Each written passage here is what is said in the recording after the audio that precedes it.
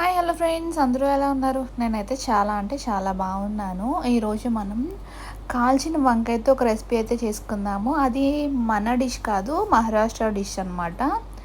కాకపోతే అది చేసే విధానం అయితే పచ్చిపులుసు ఎలా అయితే చేస్తామో అలాగా వంకాయని బాగా కాల్చేసుకోవాలి.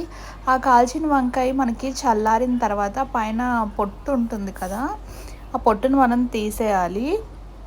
అసలు పొట్టు లేకుండా మొత్తం తీసేయాలి.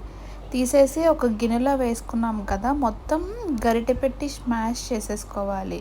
అంటే పీసెస్ పీసెస్ కింద అలా వండకుండా బాగా మెత్తగా పేస్ట్ అయ్యేలాగా మొత్తం మనం స్మాష్ చేసేసుకోవాలి.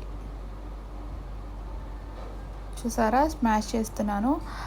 ఇలా చేసిన తర్వాత మనం జీలకర్ర పౌడరు, ఇంకా సాల్ట్, ఈ పల్లి పొడి నేను ఆల్రెడీ యూట్యూబ్లో నేను చేసి పెట్టాను.